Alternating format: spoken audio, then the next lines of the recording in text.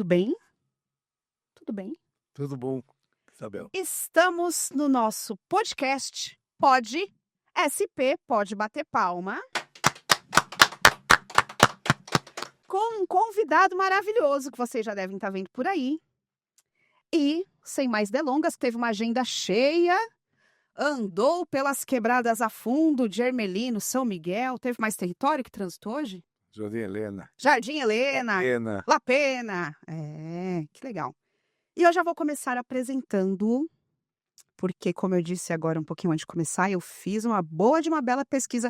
Eu fiz a lição de casa, viu? Que bom. Eu poderia passar este podcast inteiro falando sobre a trajetória acadêmica, comunitária e política do nosso convidado. Ele é filho de Suad e Gabriel Bonduque, de origem síria, e ele carrega uma marca importante de imigração, de movimentação pelos Brasis, história que se assemelha à história de muitos brasileiros. Nas minhas pesquisas a fundo, o que mais me interessou é que nada do percurso que consta na internet sobre ele parte de um pressuposto individual. Tudo é coletivo. Ele imprime uma imagem e um posicionamento de quem não tem medo do combate, não tem medo do fronte de guerra. Mas parece que ele também preza muito por mediação e por cultura de paz. Ele é um homem de 70 anos, com compromisso, e faz uma tríade de levar o conhecimento acadêmico para a periferia e as demandas da periferia para o espaço político. Para mim, não existe nada mais poderoso do que isso quando a gente pensa em transformação social, porque para mim isso é revolucionário. Ele é a dedicação de uma vida pelo bem comum, pelo direito a uma cidade segura para todos, do direito à moradia, à segurança alimentar, à defesa de todos os grupos sociais se manterem vivos, existindo dentro dessa cidade de São Paulo, que é tão contraditória, mas ao mesmo tempo tão potente para a vida. Nós vamos conversar hoje com Nabil Bonduque. Obrigado, Isabel. Esse é você? É um jeito de me ver. É um jeito de te ver. É. Uma Só tem um trajetória. errinho. Qual? O meu pai é Jorge Gabriel Bonduque, não Gabriel Bonduque. Jorges Gabriel. Poxa, Google. Agora, meu avô é Gabriel Bonduque e meu irmão é Gabriel Bonduque. Então, Tá. Uau. quer dizer, na Olha. verdade, meu avô é Gabriel Issa Bonduque Tá. e meu pai e meu irmão é Gabriel Jorge Bonduque. E meu pai é Jorge Gabriel Bonduque. Uau. Então, Google, corrija aí, Google. Olha lá, hein? Bom, Nabil, passei uma parte do meu dia pesquisando sobre você. Duas coisas que a gente vai abordar aqui. O quanto a internet conta a sua história, a partir da sua história familiar. E quando eu falo de imigração, porque você, né, nessas pesquisas eu consegui entender que você parte de uma história de imigração da sua família, né, que se instala no Brasil, São Paulo, e se movimenta aqui. E isso me linka já a um começo da sua história, quando você pensa o acesso à universidade, pensando a arquitetura, urbanismo, direito à cidade e tudo mais. O seu contexto familiar, ele tem total relação com esse seu olhar para a cidade a partir desse sentido de imigração? Olha, eu acho que o que tem a ver com o cisne de imigração é assim a minha vontade de circular pelas cidades, Tá. né? Eu acho que todos os migrantes, eles, de alguma maneira, eles estão indo para novos territórios, conhecendo novos lugares, e eu tenho muita relação com isso. Agora, eu diria que o meu interesse pela cidade vem de vários pontos de vista. Claro, em parte sim, porque, por exemplo, eu ia com meu pai para 25 de março, né? E aí eu circulava pelo centro, né? Circulava pelo Brás, onde ele tinha uma pequena fábrica, ele e meu tio, né? Que Onde era o trabalhavam Sesc? juntos. Hã? Onde era o Sesc? Não, onde o Sesc era onde foi a fábrica do meu avô, Tá. mas ele perdeu tudo na crise de 29. Né? Na verdade, a minha família tem duas histórias vamos dizer assim, de migração, porque migração e também vamos dizer assim, de empreender coisas, perder e repreender de novo, né? Porque meu avô, Ele veio da Síria no final do século XIX, 1898, com 16 anos. Virou mascate, que era uma espécie de ambulante, né? Um ambulante que saía pelas fazendas vendendo coisas e tal. E aí foi, como muitos outros, né, na época, né, foi conseguindo acumular alguma riqueza. Ele abriu uma loja na 25 de março, depois com sócios ele abriu uma fábrica, né, no Belenzinho, que é onde hoje é o Sesc, né? E aí depois na crise de 29, como muitos outros também, perdeu tudo. E meu pai teve uma outra história muito também curiosa de imigração, porque meu pai nasceu no Brasil, nasceu em São Paulo, no Bom Retiro, né? E quando tinha 6 anos, ele foi com meu avô e minha avó para a Síria. A minha avó estava doente, e meu avô levou ela para internar num sanatório, né, na Síria. E na Síria não, no Líbano. E aí minha bisavó pediu para o meu avô deixar meu pai lá, né? Deixar lá por um período para eles irem buscar de novo. Só que isso foi no começo de 14. E logo em seguida começa a Primeira Guerra Mundial e meu pai fica lá em Homs, né, que era a cidade da Síria onde eles. E aí ele fica lá, se corta as comunicações, meu avô não, né, não consegue mais mandar dinheiro para lá, né? Então foi um período muito difícil, período de guerra, né? Porque ali a Síria era ocupada pelo Império Otomano e os ingleses né, estavam tentando tomar o território, os sírios estavam tentando fazer independência. Então meu pai ficou ali nesse fogo cruzado e minha avó faleceu, né? Estava doente, ela faleceu. E aí ele ficou com a bisavó e depois acabou sendo criada pelo irmão do meu avô, né? Que voltou para lá. Então ele veio para cá em 24, quando ele tinha 18 anos. Quando ele fez 18 anos, ele voltou para. Só que aí ele falava árabe, então era como se fosse uma. Então meu avô Sim. foi migrante e meu pai foi migrante também, né? E, e aí depois meu pai começou uma história parecida com o meu avô também, fazendo comércio, porque aí eles perderam tudo. E aí até que ele também conseguiu se estabelecer e ele acabou tendo uma papelaria e uma tipografia, que era uma tipografia em árabe, tipografia editora árabe, que fazia livros, jornais, revistas em árabe. Uau. E, bom, e aí seguiu aí a vida de muitos migrantes, né, que nesse período aí da primeira metade até os anos 70, né, do século passado, foram, de alguma maneira, eh, conseguindo se envolver em comércio, E indústria. você não foi pelo caminho do comércio? Não, eu escapei. Uai! Talvez tivesse um pouquinho menos de dor de cabeça hoje, hein? Eu Olha, eu não sei, eu acho que não, viu? Ai, Porque não foi fácil não é também. fácil, Depois, é. depois que meu pai faleceu, na verdade, assim, meus irmãos acabaram cuidando da loja, né? E eu falei, não, eu vou seguir minha outra trajetória, né? Eu E tiveram queria muita dificuldade também, sim, porque claro. aí pegaram aquele período de inflação Nossa, altíssima, plano, como é que era? Aquele plano cruzado, que congelou tudo. Aí foi também um período grandes muito difícil, expectativas, os medos, né. né? Muita inflação, muita. E aí eu segui outro caminho, não quis. Que bom. Embora eu tenha, na minha adolescência e juventude, tenha trabalhado também na loja, ia lá nas férias, cuidava do caixa, então tinha. Que bom pra gente, Pelo né. menos eu, pelo menos assim, eu acho que eu aprendi a fazer conta de cabeça ali. Ah, opa. Nabil, a gente sempre no em podcast, a gente pensa a trajetória, né, do começo para o momento atual. Eu quero começar desse momento atual para a volta, né. Eu olho para você, um homem de 70 anos, no front, e o que eu escrevo é sobre isso, né. Tá no front, tá no combate, né. Tem um vídeo muito interessante na internet que é da sua participação nas paradas gays, por exemplo. Um homem vivo, né, um homem que se movimenta, que, se posiciona, mas um homem que tem sua tradicionalidade, que tem história, né, uma tradição.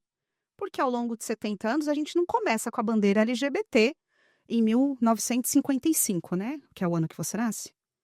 Então a gente está falando de um tempo em que não tínhamos discurso e pensamento tão progressista e posicionamento político à esquerda. E a pergunta é: que momento que vira a chave ou não? Sua família sempre te construiu dentro dessa trajetória política de um pensamento à esquerda? Não, não, pelo contrário.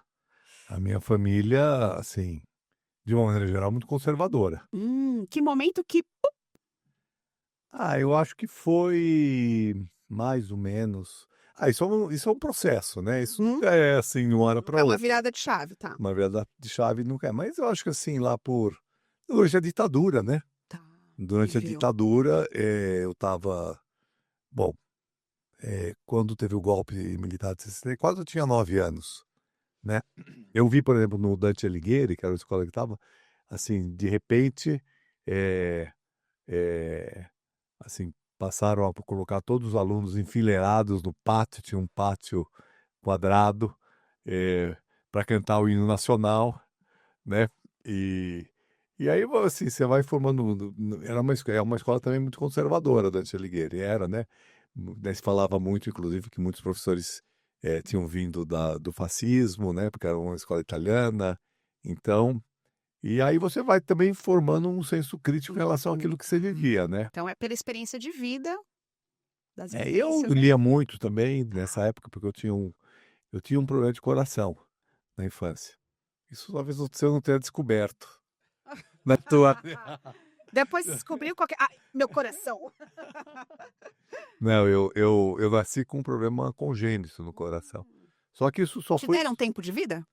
Não, isso só foi descoberto quando eu tinha 3 anos. Eu tive uma neflite, uma catachumba, catachumba, né? Tá. Que virou Cachumba, cachumba. cachumba. É Cachumba. que já não, né, não se tem mais Não isso. tem mais cachumba. Tá. Tive uma cachumba que desceu para o rim, eu tive uma neflite, tive uma febre muito alta.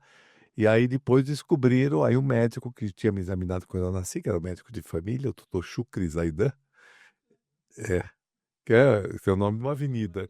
A avenida, nome de uma avenida. E ele, que era o médico da colônia, né? Era um médico. Aí ele descobriu que eu tinha um sopro, quer dizer, um sopro, tinha um problema no coração. Mas na época, né, isso aí, 58, 59, né?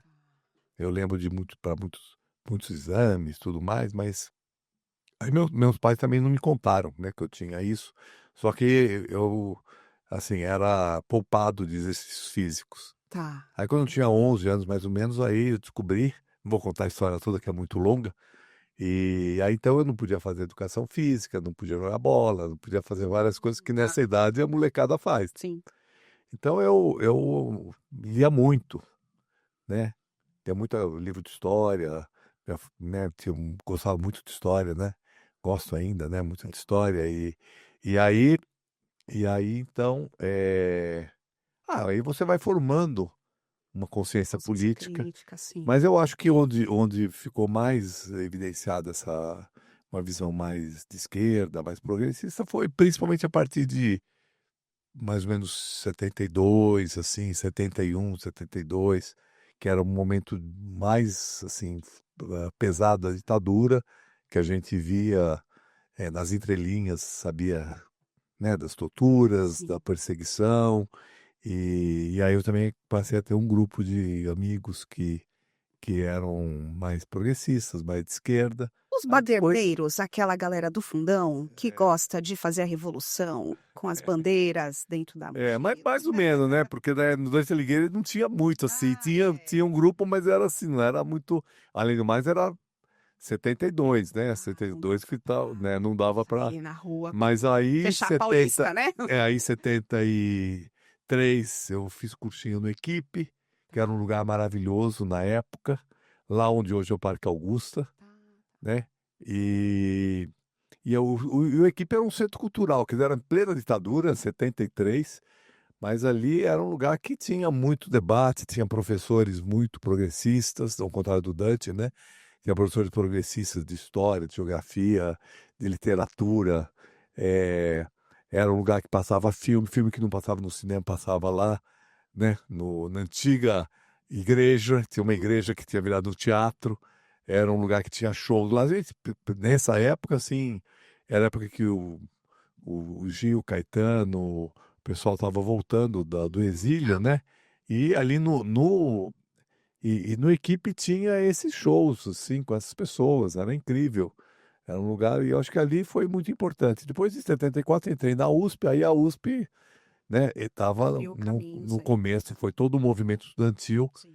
que era um movimento de luta contra a ditadura. Então, não, foi um momento, e era um momento, assim, muito, é incrível, né, porque era um momento de ditadura ainda, né, forte, né, mas também era um momento que a gente tinha, a gente, no plano mais, vamos dizer assim, da universidade, tinha uma certa liberdade que era, né, talvez até faça um pouco de inveja hoje, É. porque, né, então, né, a gente teve um momento muito importante na universidade, inclusive a luta contra a ditadura teve um papel, a Humanistas Estudantil teve um papel muito importante nesse momento aí, 70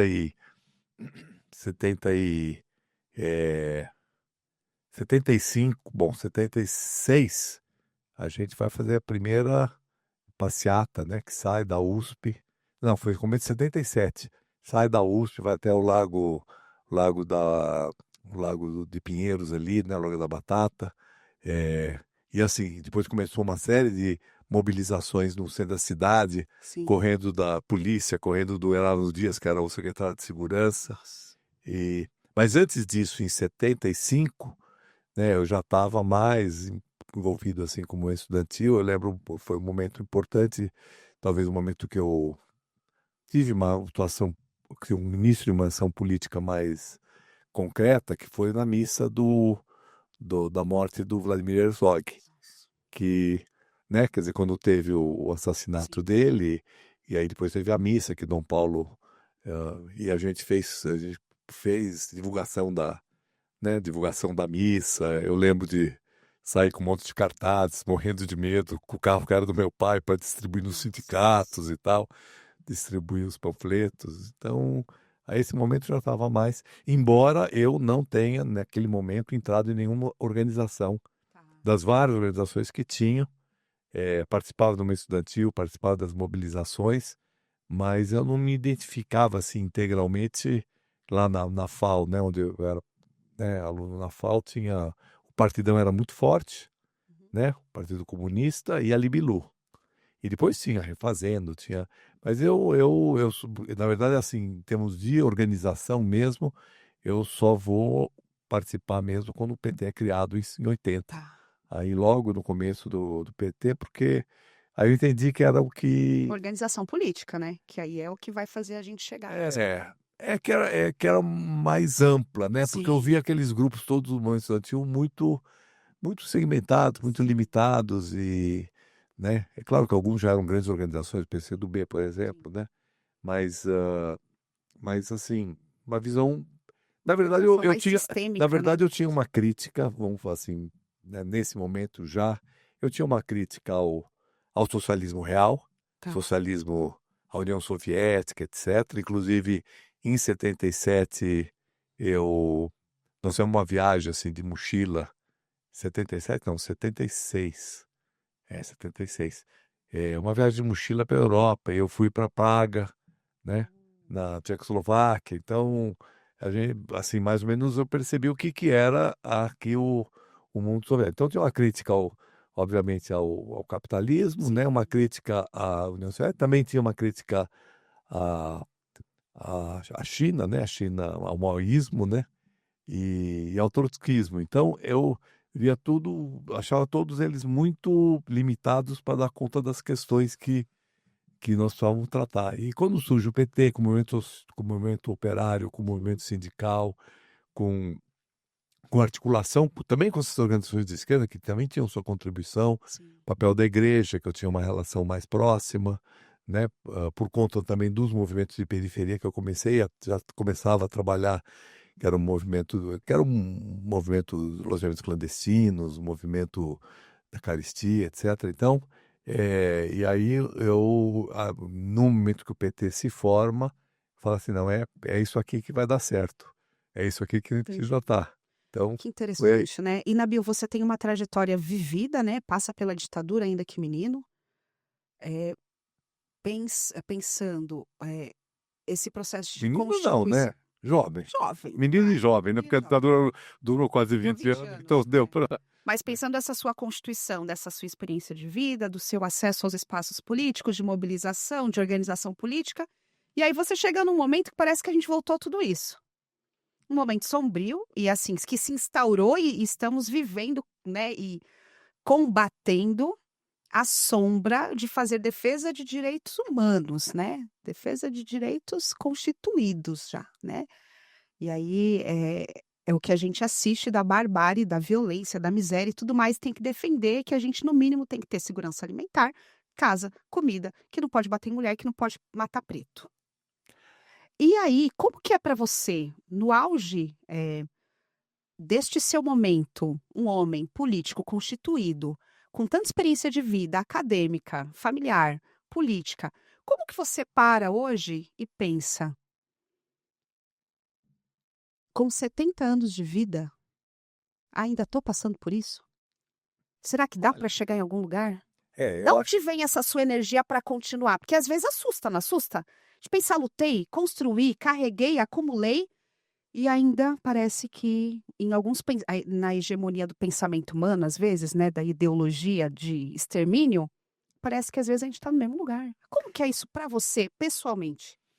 Não, por um lado, obviamente, a gente fica muito triste com o que está acontecendo, que não é só no Brasil, é no mundo, né? Então, por outro lado, assim, de onde vem a energia? A energia vem de que a gente não pode deprimir, né? Outro dia me perguntaram, você está pessimista? Eu falei, olha, eh, eu posso até não estar otimista, mas eu não estou deprimido, porque eu acho que o problema é o seguinte, se a gente se deprimir, aí sim que essas coisas todas vão se aprofundar. Eu acho que nós estamos num momento que a gente precisa parar para olhar, né? Que por um lado, como você falou assim, a gente passou várias coisas que você falou, né?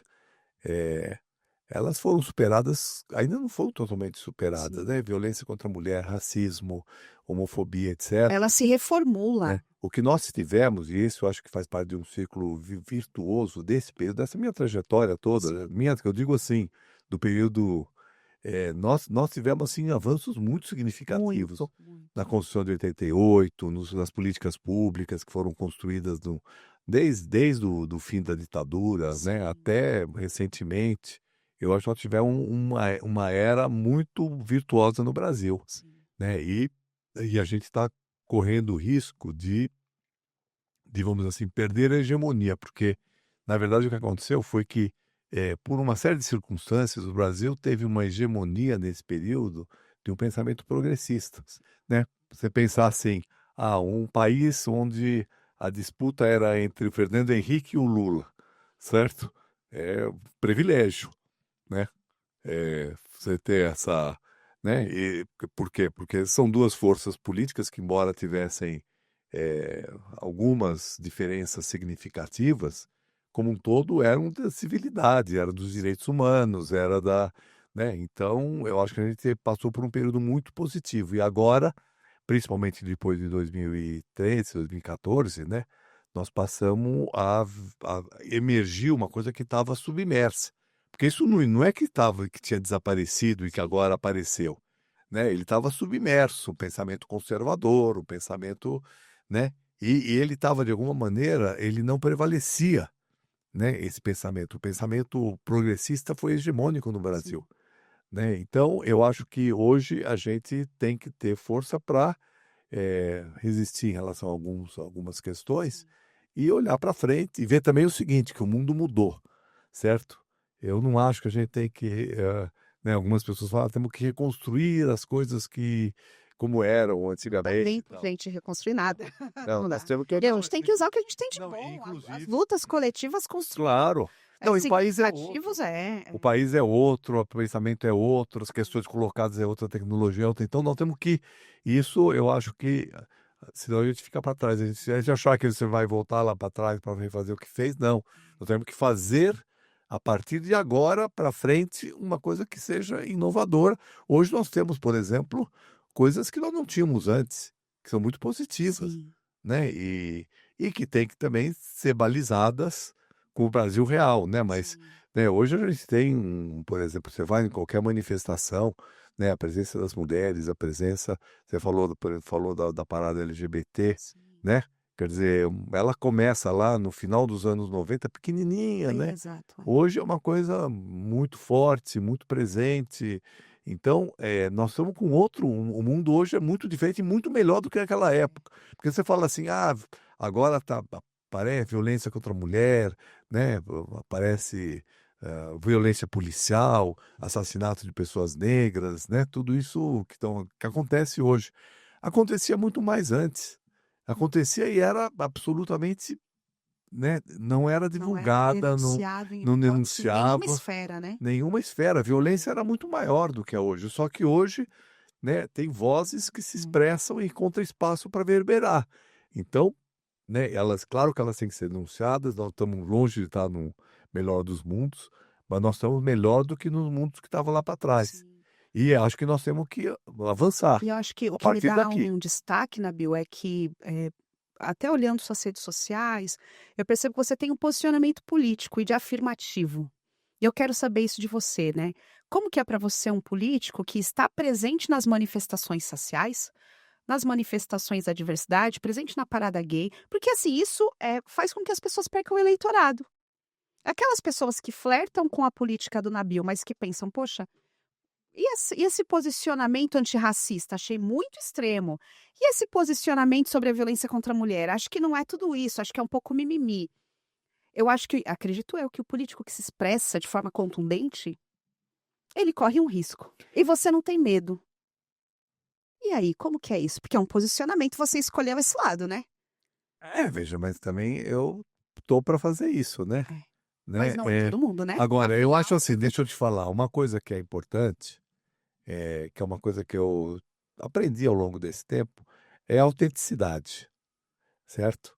Você não pode, quer dizer, alguém que queira ser representante, que tenha, né? É claro que a falsidade é uma coisa muito presente na política, né?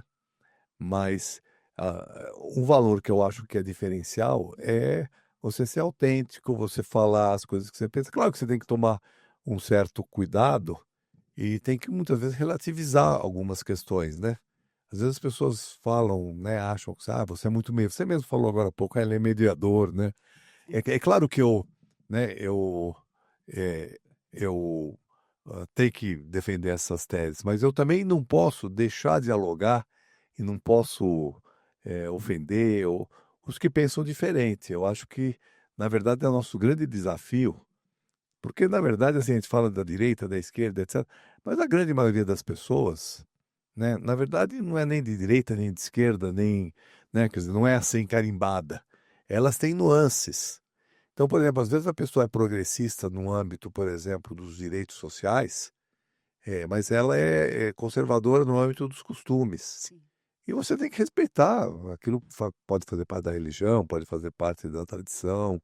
eh, então, nós temos, quer dizer, eu não tenho que me preocupar, certo, em não dizer aquilo que eu penso, mas eu não posso querer ofender e de alguma maneira atacar os que pensam diferente de mim, Sim. né? Então eu acho que esse é um dos problemas hoje. É, assim, a política está muito polarizada, né?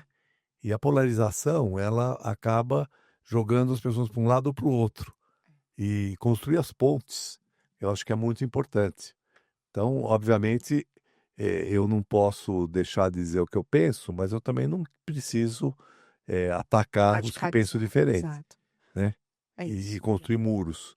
Né? Nós estamos precisando construir pontes. E quando eu falo construir pontes, a gente pensa aqui no âmbito nosso aqui, né, interno, mas em nível mundial, né? Que Isso. esse é o problema mundial. Quer dizer, na verdade, isso tudo que você falou dos problemas contemporâneos, a gente achava que não ia mais ter guerras, né? Não ia ter genocídios, né? E nós Pois temos é. visto, estamos vendo genocídio na Palestina agora, né? Estamos vendo guerras de conquista, como a Rússia com a Ucrânia. Guerra de conquista aqui. E isso é um diferencial da Guerra Fria para o atual momento. Porque na Guerra Fria, as guerras, elas podiam ter outras razões, mas geralmente as guerras que estavam acontecendo eram por conflitos de ideologia, né? Então era o Vietnã do Sul, que era apoiado pelos Estados Unidos, contra o Vietnã do Norte, que era comunista, apoiado pela Rússia, pela China, né? A Coreia do Sul era do Norte, a Guerra Civil em Angola.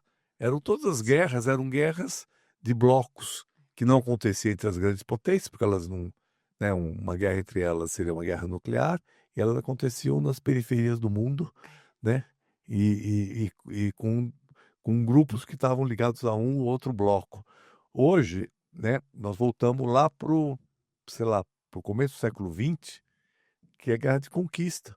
O Trump falando que vai ocupar a Groenlândia, né, para não falar do que ele está fazendo agora com o Brasil, Né? etc., que é guerra comercial, né, a Rússia ocupando a Ucrânia, né, a gente está assistindo Israel querendo expandir mais seu território em cima da Palestina, guerras de conquistas de território que, né, aparentemente, né, elas estariam superadas depois da Segunda Guerra Mundial, que houve uma certa paz com delimitação de fronteiras entre, né?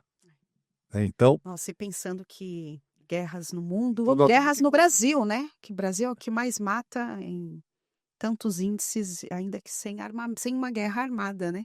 pois é, o Grupos Brasil, são exterminados. não, e aí vem essa questão da intolerância, do ódio, né? E que se a gente não tomar cuidado, isso pode virar uma guerra de verdade, né? Quando a gente vê, principalmente como nós vimos ali o 8 de janeiro, né? É, né? A tentativa de golpe.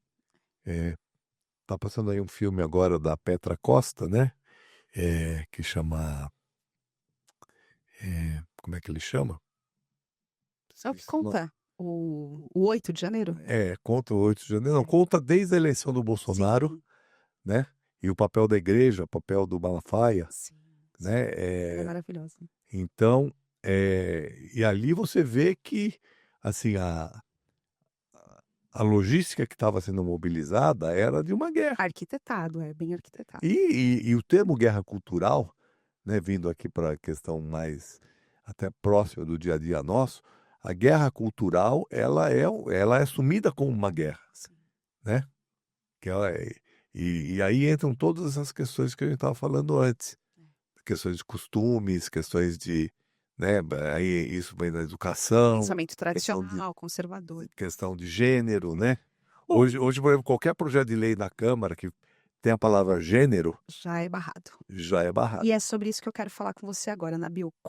Bom, eu sei que existe uma gama de necessidades territoriais e dos grupos sociais dessa São Paulo afora, que é um Brasil dentro de uma cidade.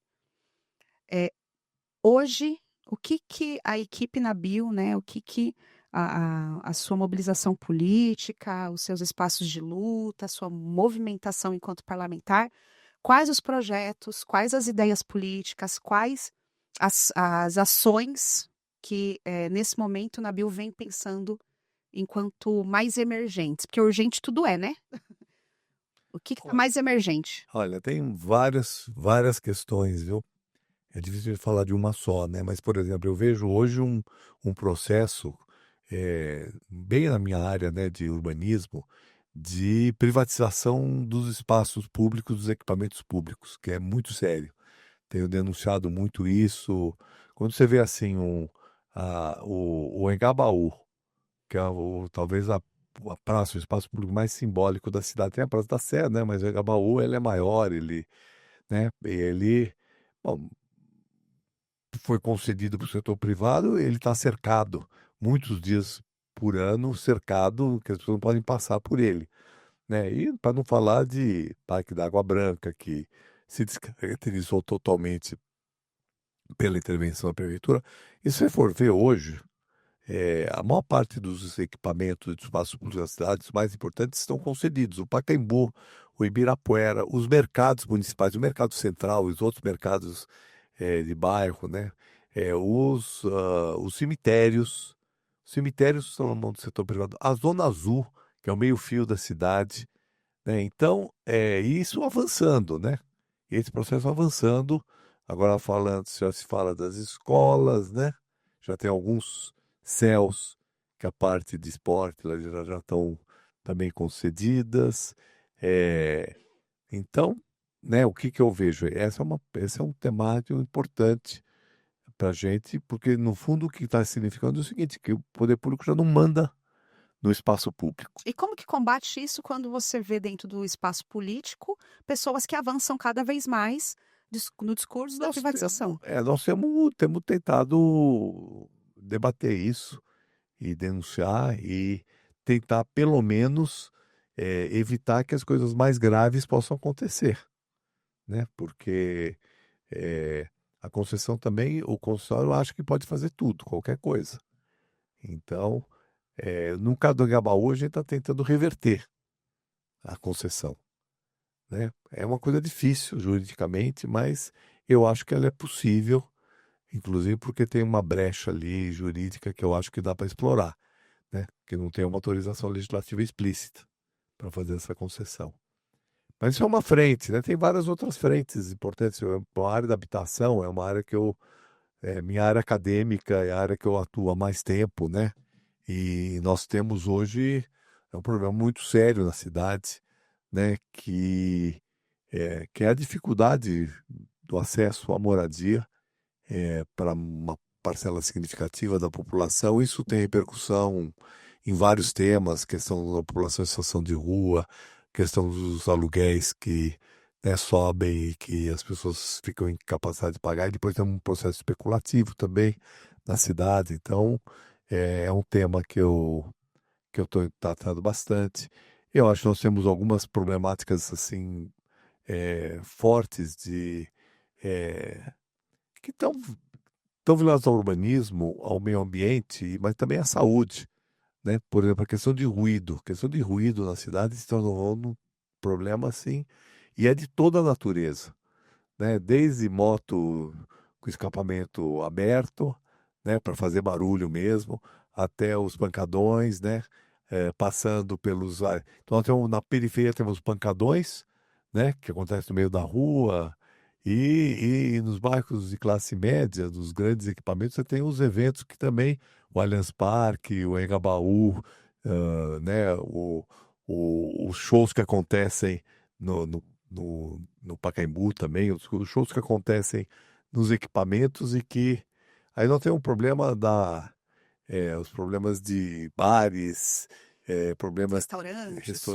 restaurantes mesmo, mas bares com Uhum. som altíssimo, e eu tenho sim, bom, sem contar o trânsito então é um tema que a gente precisa também trabalhar. Então tem muitos temas, ah, né? Hoje eu vim aqui em São Miguel, nós falamos muito dos problemas da ciência social, gravíssimos, né? Nós temos problemas da população de rua, são temas que eu trato menos do que os urbanismo, que o urbanismo é a minha área, mas que eu quero entrar cada vez mais. E a saúde e a educação. A saúde é uma questão da população envelhecendo, uma indústria da saúde, da doença, né? Que eu acho que nós precisaremos discutir melhor essa questão da saúde, porque se trabalha muito pouco com prevenção, né? E prevenção está na cidade, está no meio Sim. ambiente, a qualidade do ar, a qualidade da água, a qualidade da alimentação, né? Tudo isso prejudica a saúde das pessoas e depois elas entram numa, né? Quer dizer, a nossa saúde virou remédio, né? Remédio química, que geralmente tem algum efeito colateral, muitas vezes tem efeitos colaterais. Então, a gente precisa repensar um pouco. Aliás, estamos aqui no Mínimo Atrás, não poderia deixar de falar do Padre Ticão. O Padre Sim. Ticão foi uma grande referência, né, mais para o final da vida dele, né? Que eu conheci o Padre Ticão no momento de moradia, né? Fizemos muitas coisas juntos. Trator, né? É, Paticão mais conhecido como trator. o trator. Mas ele, né, no último período dele, assim, estava muito focado na questão da saúde, dos tratamentos Sim. alternativos, da cannabis, né, da necessidade de você pensar a saúde integrativa. Então, né, o Padre Chicão é uma referência em relação a isso. Agora, esses temas, eles são fundamentais, porque se gasta muito com saúde e talvez ele não tenha tido resultados que se espera, né? As pessoas, né? Muita gente doente, muita gente com doença mental, que é outro problema da cidade. Então são temas aí Sim. importantes para a gente tratar. É. E agora, quando você fala assim, 70 anos, você está ainda no front, né? Eu acho assim, se não estiver no front, não estou vivo, né? Eu acho que o que dá vitalidade para a gente é, assim, é poder é, poder construir caminhos que possam levar a melhorar o mundo, né? E eu acho que a gente, isso que dá vitalidade, Sim. né? Eu poderia, né, poderia estar curtindo a vida no sentido mais estrito da palavra, né? A pessoa fala, não, vai viajar, vai curtir a praia, vai, né? Mas tudo bem, eu acho isso muito legal também, mas eu não me sentiria bem só fazendo isso. Então, É o que te mantém vivo, né? é, e a gente consegue mesclar. Eu acho que a grande questão é como é que a gente consegue intercalar as várias coisas que a gente precisa fazer. Então, quer dizer, se eu vou trabalhar, eu quero ter prazer no que eu faço, no que eu trabalho. Né, se eu vou fazer uma atividade política num lugar, eu curto o lugar também. Então, eu acho que a gente tem né, sei lá, eu também tive muito tempo estou há muito tempo nessa vida meio intercalada entre a universidade, a pesquisa e a atividade política. E acho que isso uma coisa enriquece a outra. E a escrita, né? Já escreveu 13 livros. Que, que teve tempo? Em que momento que fez isso? É muita ação de vida para pouco tempo, né?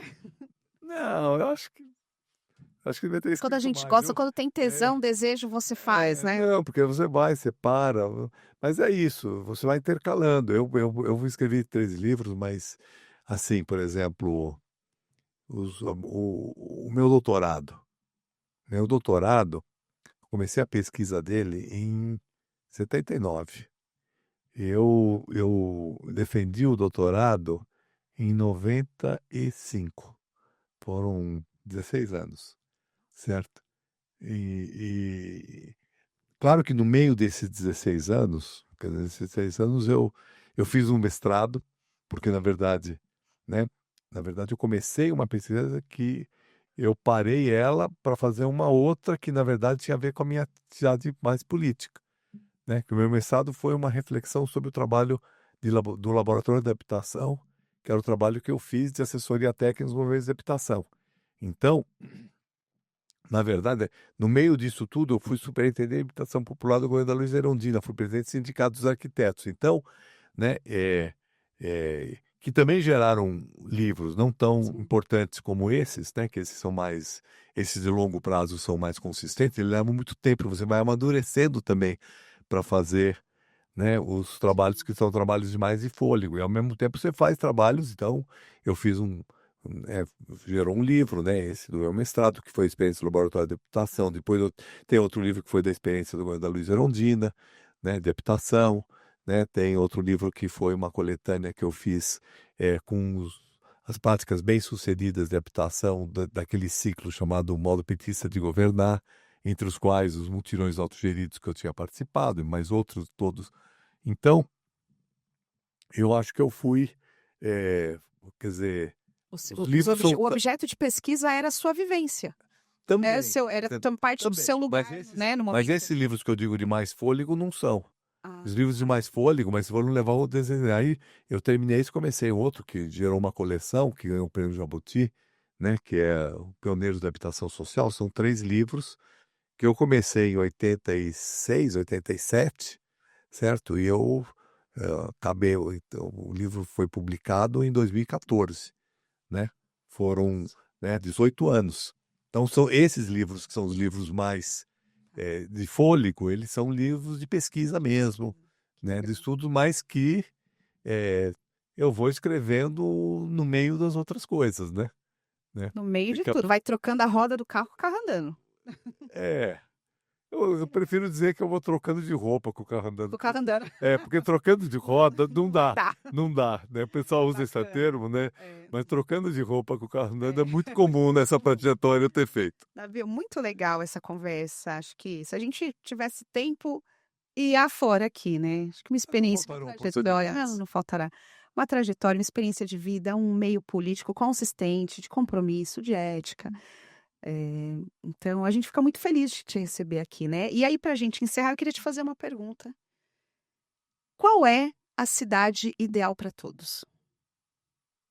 O que tem que ter uma cidade Olha, ideal para uma todos? cidade ideal para todos, primeiro tem que garantir os direitos básicos. Direito à habitação, direito à saúde, à educação, a espaços verdes, espaços livres para atividades. Isso é uma coisa básica, né? Mas uma cidade boa para todos também é uma cidade que você pode ter relação entre as pessoas, né? Não adianta você ter apenas uma cidade, né, que atende todos os requisitos básicos, mas não tem convivência, né? E eu acho que inclusive, acho que o Brasil, desse ponto de vista, eu acho que é talvez um país privilegiado, né? Você vai num carnaval, você vai para né, para um evento cultural, você vai numa praça, quer dizer, as pessoas, né? Claro que hoje isso está muito, a questão da segurança, da violência está, né, muito forte e impede isso, mas uma cidade ideal, uma cidade boa, uma cidade que tem esses requisitos, mas tem a vida, tem a, né, vibração, tem a diversidade, é uma outra coisa fundamental, né? Uma cidade que tem a diversidade, uma cidade que é todo mundo igual, todo mundo pensa igual, todo mundo é a mesma cor, todo mundo é da mesma orientação sexual, é uma cidade, né, assim, sem graça, né? Uma cidade. Uma outra coisa que eu acho que é importante para uma cidade ideal é ela estar preocupada com o futuro, com a sustentabilidade. O planeta Terra é uma nave que está correndo o risco de faltar oxigênio para quem está dentro dela, né? Então, e nós temos que pensar o seguinte: se a gente quer uma cidade e uma sociedade mais igualitária, nós vamos ter que repensar os nossos padrões de consumo, né? Porque se todo mundo tiver carro, né? A gasolina você vai gerar um gás de efeito estufa que vai esquentar o planeta não vai existir mais. Mas se forem elétricos, também não vão conseguir circular, né? Se todo mundo tiver hoje no mundo padrão da classe média americana, o mundo está acabado. Então, esse padrão de consumo que nós temos hoje, ele é insustentável. Então, uma cidade ideal, ela precisa ser uma cidade aonde ela esteja preparada, né, para evitar, por exemplo, uma, uma geração, uma produção de gases de efeito estufa que podem acabar com o planeta. Então, por exemplo, uma cidade ideal, você não tem carro individual, né? Você só tem transporte coletivo e mobilidade ativa, né? É uma cidade que você avança na direção do lixo zero, ou seja, os resíduos que eventualmente sejam gerados, que devem ser poucos, eles podem ser reaproveitados, reutilizados, onde você tem um consumo baixo de energia, né? Onde você tem uma produção agrícola relativamente próxima do centro de consumo, né? Que você não tenha tanta química, né? Que, portanto, você, se tiver tudo isso, você vai ter também uma cidade mais saudável e, portanto, né? Uma cidade que vai poder viver melhor. Possível de uma sociabilidade melhor, né? E uma cidade que também olha para as pessoas diferentes, né? Por exemplo, uma cidade que tem acessibilidades para quem tem problemas né, de locomoção. Então tem várias coisas. E uma cidade que também pensa para as crianças. Aliás, vou finalizar aqui. Nós estamos vivendo um problema sério demográfico, né? Que é o envelhecimento da população e uma certa redução, né, do número de crianças. As crianças são muito importantes, a inovação é muito importante. Então, eu acho que é uma cidade boa para as crianças que precisa apoiar também as mães que tenham filhos e os pais que tenham filhos, porque hoje a gente vê muitos jovens que não querem mais ter filhos e a sociedade não está apoiando eles suficientemente. A pauta é longa, hein? É, Nabil, a gente vai encerrar. Agradeço imensamente sua presença, a presença da Celinha, que compõe a equipe do Nabil, companheira de luta, de território, de base, de chão. Obrigada ao Alê pela edição. E aí, Nabil, a gente vai encerrar de um jeito um pouco diferente. Qual é a câmera para. Essa é a câmera dele? Você vai olhar para aquela câmera e vai deixar uma mensagem para o seu eleitorado do compromisso que você assume daqui até o momento que você decidir estar na vida pública. Então, deixa sua mensagem para que esse compromisso possa ficar registrado, mais do que já está registrado ao longo de toda essa vida, para que a gente tenha eu para a acho que o posteridade. compromisso principal é de diálogo. Eu acho que o que é muito importante para alguém que está na política é conseguir dialogar, significa principalmente ouvir, né? E poder traduzir aquilo que ouve em políticas públicas, em ações públicas. Claro, não é traduzir, talvez eu tenha errado o termo, né? Porque traduzir parece que você vai só traduzir. É interpretar e recriar, e contemplar, né? Então, acho que é isso. Essa mensagem de diálogo para todos, não só os eleitores, mas todo mundo com quem a gente se relaciona. Bacana. Obrigada. Obrigado. Muito bom! Uhul!